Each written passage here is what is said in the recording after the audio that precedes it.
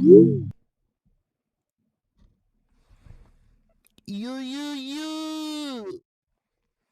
I got a fresh new cut. Clean cut. So fresh. Look how So clean it clean. is. So So clean, fresh so and rich so and so clean. clean. Alright, but seriously though, how's it going, guys? Today is the Super Bowl, and I am a salty Bears fan. So I'm not watching the Super Bowl today.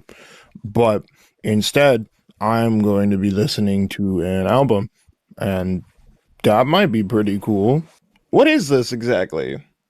Even I'm not 100% on it. You see, sometimes when I've got a little bit of extra money, I like to stop at my local resale shop and look at the big ass wall of CDs they got on the shelves. I managed to get a bunch of pretty cool finds this way, even finding this The Only album by Kaya spin-off group Vista Chino, which just remains to be hilarious to me considering I didn't even know who Caius was when I got this, and then I got like crazy into them only 2-ish years after getting it. So yeah, one of the last times I actually decided to judge a book by its cover, I found this, which no clue what the fuck it's supposed to be, but you know, there's a red guy there and a even smaller red guy over here, but it's really hard to see him. Oh, my light just fucking went out. So, actually looking on the inside of this thing, we've got an image of a man being strangled, or I guess just attacked by another dude. Very big, slit mouthed, bulky ass dude, you know. And over here, we've got, you know, decapitated head, probably sitting on something, surrounded by what looks to be doctors or surgeons, maybe. You can see the head on the backside too, but we're getting there. We're getting there. But we've got Lobo. I think that's Spanish for wolf. You can see it on the back. It's on the side too. This album is called Germometer by Lobo. And there's a couple of Lobos. I've tried looking them up. I've Google Lensed it. I went on Rate Your Music. Literally, I've gotten absolutely nothing about this band. So I gotta do some more digging. Looking in the back, we've got a special thanks section. We've got a recording location. It says recorded by Ben Daniel, February 2009 at the Wolf's Lair. I have no idea where that could be, but who knows. Special thanks to Ben Daniel, Scott V, and the Velvet Lounge. There is a place in Chicago called the Velvet Lounge, but I really doubt it's the same one. And there's a little website link here that I went to with the Wayback Machine. Nothing. And no fucking copyright. So that's cool. We do also have a track list which has some pretty gnarly names for the songs. A majority of them making explicit references to times in history when doctors of the world abused trust of the citizens. The first 4 tracks make reference to Josef Mengele, the German doctor who committed several heinous acts on normal civilians during the Second World War. Cornelius Rhodes, an infamous oncologist who's known for his horrific racially inclined medical malpractice against Puerto Ricans. The Tuskegee experiment, where the CDC injected 400 African American men with syphilis, killing hundreds as a result. And Project Paperclip, where the US brought about 1,700 German scientists after the Second World War to work with them. So, after Google lensing one last time this inner sleeve of the CD, I feel really fucking stupid right now because that's fucking Bela Lugosi. And I don't know how I didn't realize that sooner. So, actually looking more into it, I found that sleeve and basically every single image that's associated with this album is from a movie called Bride of the Monster by Ed Wood. It's a 1955 movie starring Bela Lugosi. It's a horror science fiction kind of movie. But we're not actually really here for Bela Lugosi's character. As good as his acting is, we are here for this big guy over here. That is the character Lobo,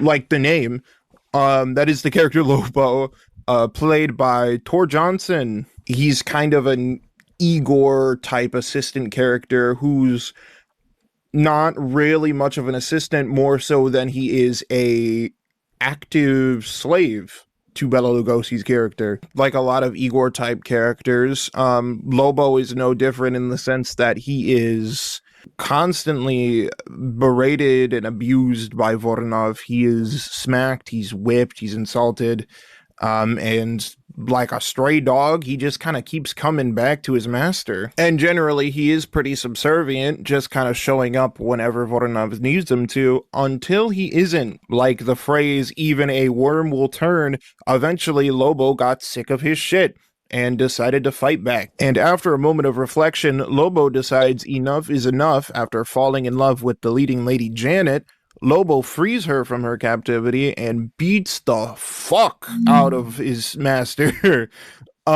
He hooks him up to his little chair that's used to experiment on people and turns him into this big ass hulking dude like Lobo himself, though Bela Lugosi is in high heels to make him look bigger. And they fight, and it's a whole thing where eventually the whole damn house explodes because was such a crazy ass fight, man. And because of those first 4 tracks, it kind of starts to paint the picture that, yeah, we don't trust the medical industry. We don't trust those in power, and people who have the power over you to determine and make your health better or worse will in fact abuse it if they can. And if you had told me before this video that this picture was not in fact an innocent man getting attacked by a hulking mass, but instead a broken man finally deciding to stand up to his tormentor, I probably would have said you were crazy. And I will say this movie is pretty low budget and kind of scuffed, but that's okay. I mean, it's like 10 times better than what I could possibly do. But with all of that context being had, I think it's finally time to actually sit down and listen to this thing. The only issue is I don't have a working CD player right now, so I'm probably just gonna pop this into my Xbox.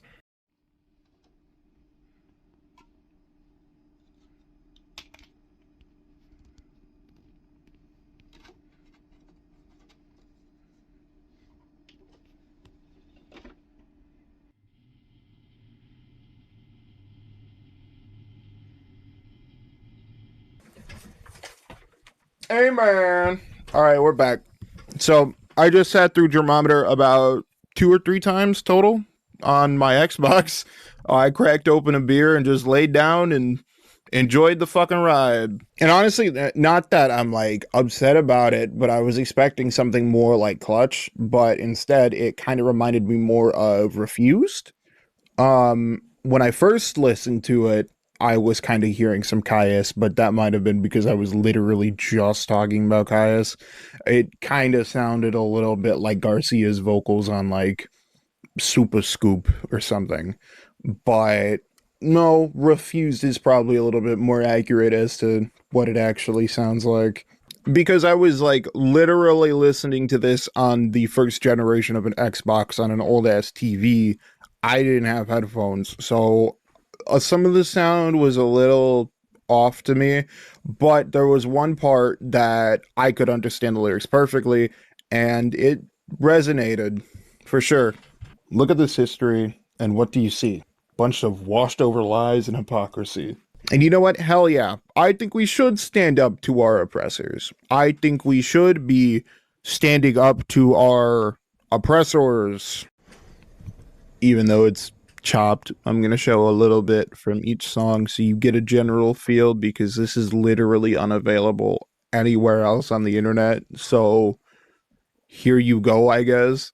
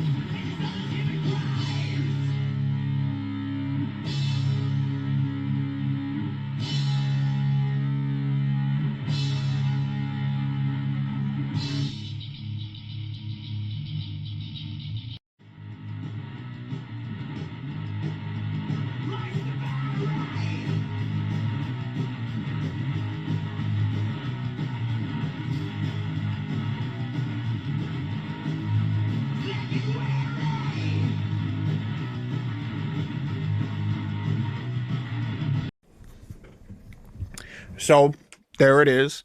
I hope you found that interesting.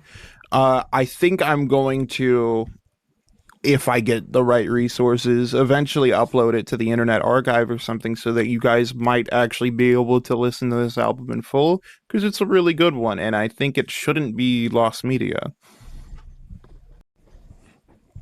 Especially with today's climate and its overall messaging, album art wise and lyrically, I think it's an important album to listen to. Might make you feel a little radical. But for real this time, that's all I got for you this week.